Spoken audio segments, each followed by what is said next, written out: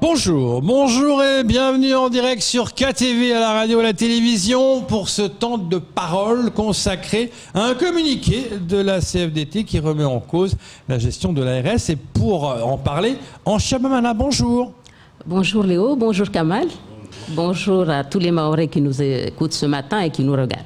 Merci beaucoup d'être là. Alors vous êtes signataire de ce communiqué envoyé, je vous rappelle, aux parlementaires, au président du conseil départemental, aux conseillers départementaux et aux maires, où vous revendiquez des agents de l'ARS Mayotte des dysfonctionnements. Est-ce que pour vous la coupe est pleine ? Je dirais que la coupe déborde.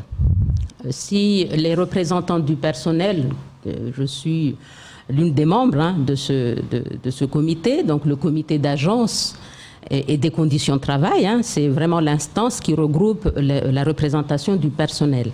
Si aujourd'hui nous avons pris la décision d'alerter, d'informer les élus, c'est que vraiment la coupe déborde.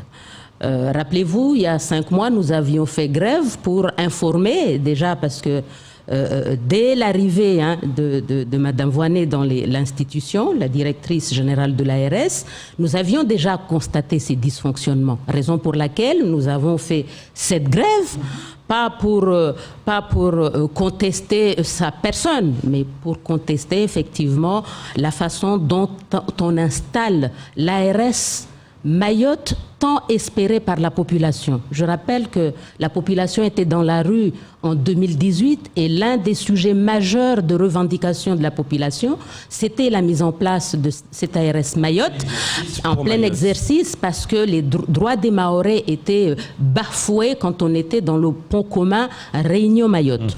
Force est de constater qu'aujourd'hui, l'ARS ne s'installe pas, l'ARS n'a pas tous les organes nécessaires pour optimiser son fonctionnement et pour dire aujourd'hui qu'on a une ARS fonctionnelle de plein exercice qui répond aux besoins de santé de la population de Mayotte. Raison pour laquelle donc, nous avons fait cette grève. Nous avons signé un protocole de sortie de grève en date du 3 novembre 2020.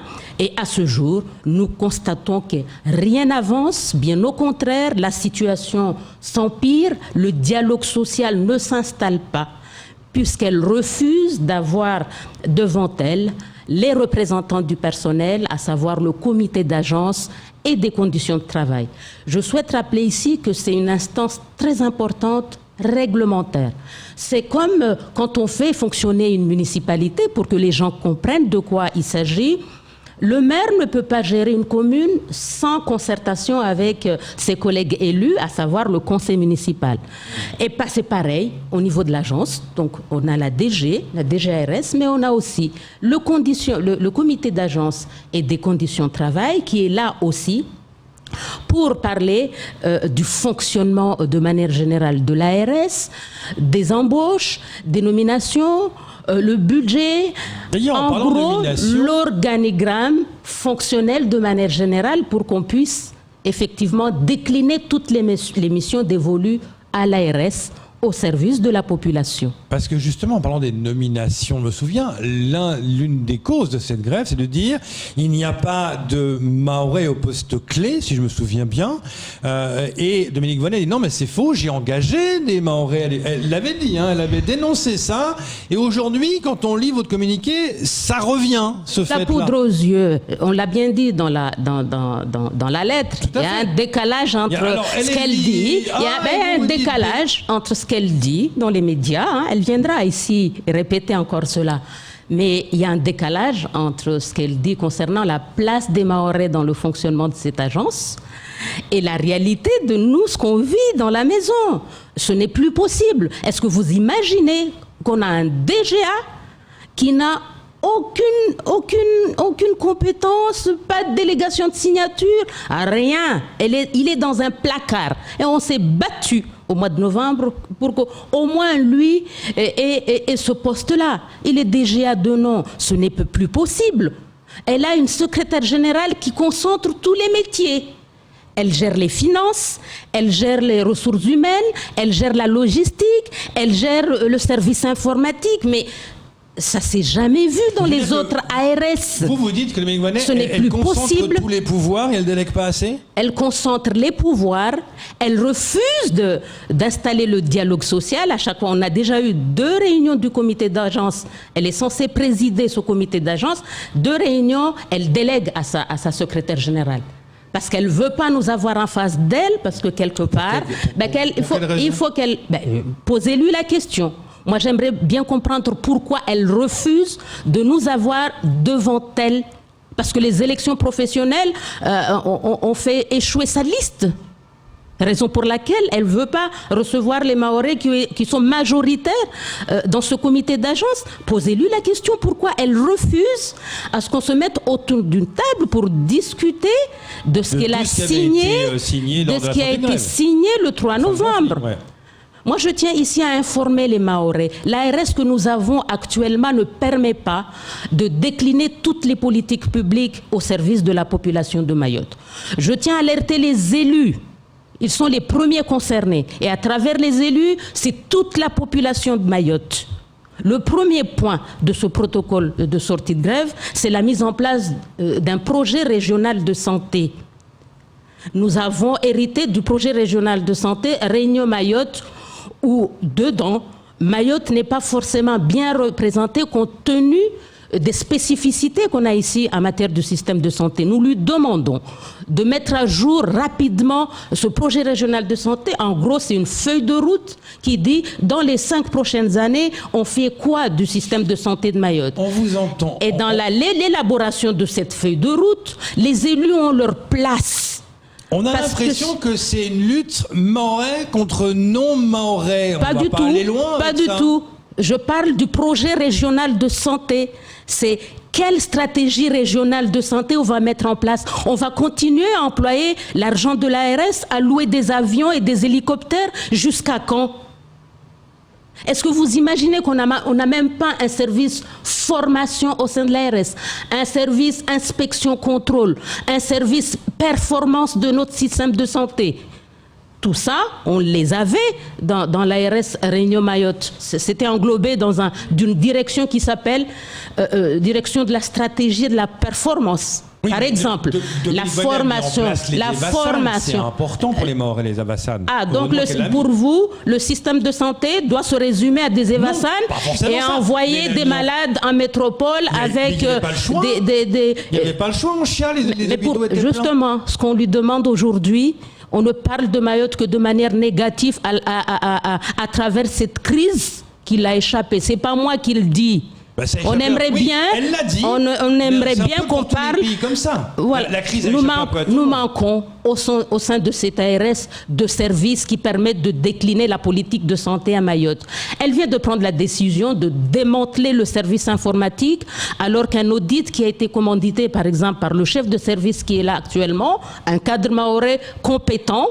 Mais ça, c'est moi qui le dis, mais elle estime que ce monsieur est incompétent et qu'il démantèle le service, met à terme le contrat du seul ingénieur informatique qui est dans le service, alors que l'audit dit qu'il faut renforcer ce service parce que la direction des systèmes d'information est important pour une agence. Ça existe partout dans les ARS.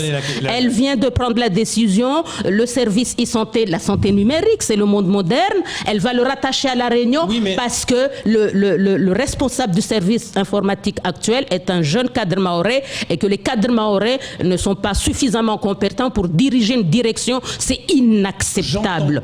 On ne peut plus continuer à laisser les services de l'ARS Mayotte à la Réunion, parce qu'actuellement la formation, Déo, s'il vous plaît, pour que la population comprenne, Camar, nous tendons à améliorer le système de santé. Nous avons un CHM qui est débordé. Il y a l'ouverture. Attendez. Il y a l'ouverture de l'hôpital de Petite-Terre. Le président nous a dit qu'il faut construire un nouvel hôpital qui n'est même pas dans la feuille de route actuelle PRS Réunion Mayotte. Donc, dans toutes ces structures, le médico-social est en pleine expansion actuellement. Les établissements qui reçoivent les personnes en situation de handicap, et demain, ça sera aussi pour les personnes âgées. Dans toutes ces structures, il faut du personnel pour travailler. Eh bien, c'est à l'ARS de mettre en place la politique de formation nécessaire des Mahorais pour éviter le turnover perpétuelle que nous avons dans tous les services ici à Mayotte. Nous ne disons pas qu'il ne faut pas des gens qui viennent de l'extérieur, loin de là. Loin de là. Mais il faut former les personnes qui sont sur cette île pour qu'ils puissent travailler dans ces structures de manière durable. Quand vous proposez tout ça, j'entends bien tout ça, mais est-ce que vous ne pensez pas qu'aujourd'hui, c'est trop tôt? L'urgence n'est pas à gérer la crise humanitaire que l'on vit, c'est-à-dire le Covid-19. D'accord. Donc on ne gère que la crise. On ne gère que la crise. Mais si on est plus élevé, mais pourquoi on ne réussit pas la seule chose qu'on fait? C'est-à-dire? Pourquoi on ne réussit pas la seule chose qu'on fait, à savoir gérer la crise? Mais vous avez le record des chiffres dans la lettre. Je n'ai pas à les rappeler ici. Hein? Mais pour la première fois, nous gérons une crise complète qui nous échappe complètement. Nous avons déjà eu des crises de dingue, 1976, 522 cas. Oui. L'année dernière, on a eu 4500. Nous avons géré du chikungunya ici, nous l'avons contenu par rapport à l'île de la Réunion, rappelez-vous, en 2006. Camar, une question.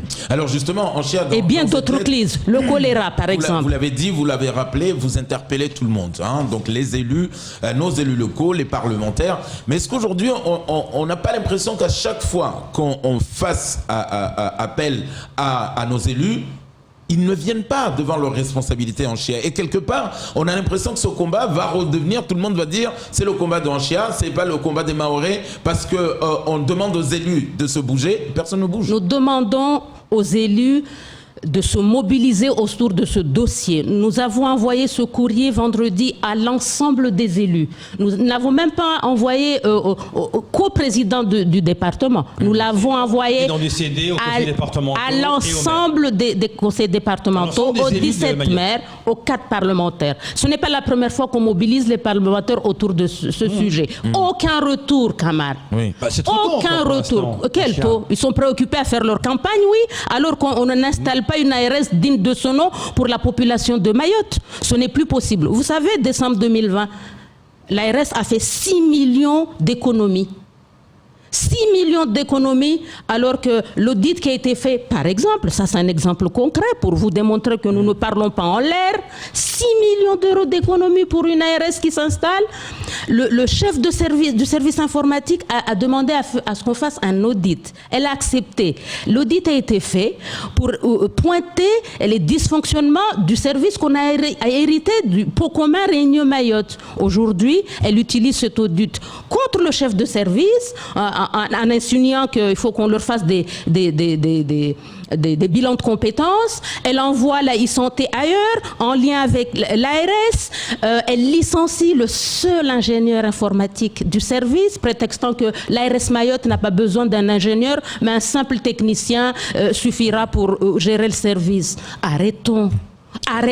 Ce service a besoin de ces 6 millions d'euros pour être étoffé, pour avoir une direction des systèmes d'information digne de ce nom. La formation des hommes, je rappelle ici, ça c'est le fléau de Mayotte, Léo. La formation des hommes ici, est-ce qu'on va continuer à faire fonctionner nos administrations qu'avec du turnover des personnes qui viennent de l'extérieur? Nous les remercions. J'entends ce mais il n'y a dites, pas mais que ça. On sait tous, vous êtes en campagne pour les cantonales. Il n'y a pas que moi qui suis en campagne. Non, je sais, mais laissez-moi finir. Tout le monde est en campagne. Mon raisonnement, est-ce que vous allez y compris des parlementaires qui ne veulent pas nous répondre sur ces questions-là. De ça pour justement, c'est un peu pour nous faisons en tant que représentants du personnel de l'ARS, Léo.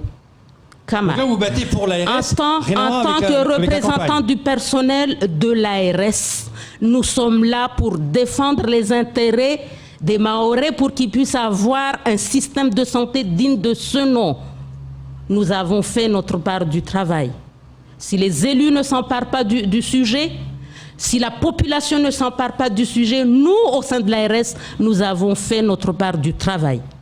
Nous demandons à la directrice de l'ARS, nous venons de lui adresser en même temps ce courrier en copie, une demande d'une réunion d'urgence pour qu'elle réunisse le comité d'agence et des conditions de travail pour parler des sujets qui sont marqués noir sur blanc. Elle l'a signé le 3 novembre dernier, parce que ces sujets sont importants. Ça ne va pas au sein de l'ARS. Et si ça ne va pas au sein de l'ARS, eh ben, ça aura une répercussion, et on le vit. La population de Mayotte le vit actuellement. On le vit, une répercussion sur le système de santé, ce qu'on vit actuellement. La construction de l'ARS Mayotte, s'il vous plaît Léo, que la population de Mayotte le comprenne, ne va pas se résumer à louer des hélicoptères, à louer des avions sanitaires. Il y a bien plus que ça à faire pour permettre d'autonomiser, entre guillemets, le système de santé de Mayotte. Je suis contente que les élus de La Réunion commencent à refuser à ce qu'ils reçoivent nos patients. C'est une très bonne chose. C'est peut-être un mal pour un bien. Peut-être que ça nous permettrait de nous poser ce qu'on lui demandons, pour qu'on puisse discuter de la stratégie régionale de santé en lien avec les élus, parce que les élus ont leur mot à dire dans l'élaboration de la feuille de route de l'ARS Mayotte. Juste pas oublier, chacun en pleine crise sanitaire. Merci beaucoup d'être venu. Pourquoi on n'a réussi pas? La seule chose qu'on fait, pourquoi on ne la réussit pas? La crise l'a échappé. Mais nous comptabilisons le record du pays le plus coronavirusé. Non, on n'a pas le record. On a le record, plus de 900 cas d'incidence. Non, aucun pays n'a au sein réussi de la nation française. Le Covid, c'est pas évident. Ça ne va pas. Ça ne va pas, Léo. Ça ne va pas. La population de Mayotte au sein de l'ARS. Les représentants du personnel ont fait leur part du travail. Maintenant, c'est aux élus de s'emparer du dossier. Vous l'avez dit, on attend de voir la réponse de l'autre côté. Merci, Madame, d'être venu ce matin. Merci à vous. C'est tout pour ce temps de parole. Là, tout de suite, la suite de vos programmes.